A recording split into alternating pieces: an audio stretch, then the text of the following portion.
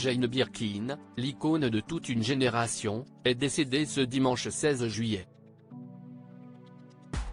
Il y a quelques mois, elle s'était confiée au Figaro à propos d'un échange avec son ex-mari Serge Gainsbourg.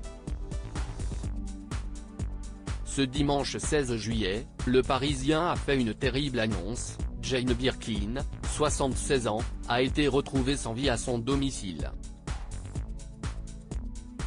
La disparition de l'icône de toute une génération a été un véritable choc pour ses fans, mais également pour de nombreuses personnalités qui ont tenu à lui rendre hommage sur les réseaux sociaux.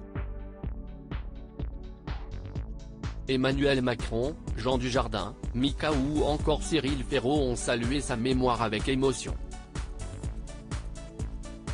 Brigitte Bardot a tenu à lui écrire une lettre manuscrite dans laquelle elle a dévoilé sa profonde tristesse.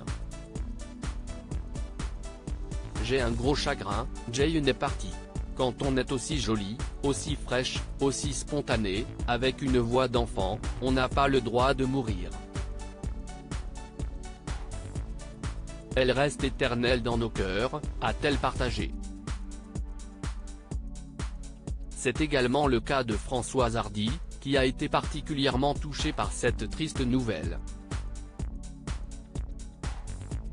Jane Birkin a compris que Serge Gainsbourg était un parolier de talent bien après leur séparation en septembre 2022, alors qu'elle était déjà touchée par la maladie. Jane Birkin avait sorti un intégral de ses albums, pour le plus grand plaisir de ses fans. À cette occasion, elle s'était confiée au Figaro à propos d'un échange particulier avec Serge Gainsbourg, quelques mois après leur séparation.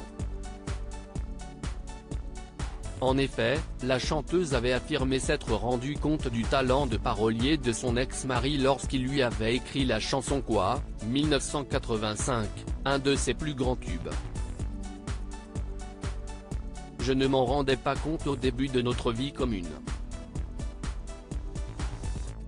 Jusqu'au jour où il m'a donné son petit livre de chansons cruelles.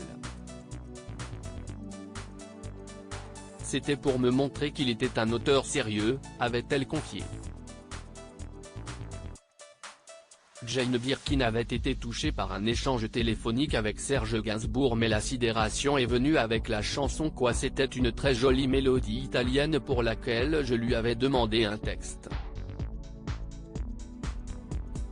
Je l'avais quitté 5 ans avant, il ne me devait rien, et il fallait une sacrée modestie pour écrire sur la musique d'un autre, avait-elle poursuivi.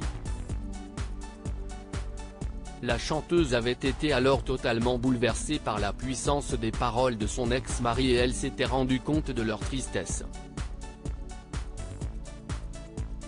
Si cette chanson a été particulièrement difficile à chanter pour Jane Birkin, ce qui l'a particulièrement touchée à cette époque, fut un échange téléphonique quelque peu particulier avec Serge Gainsbourg.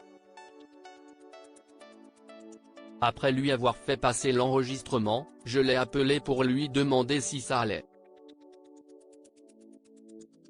À l'autre bout du fil, je n'ai entendu qu'un sanglot.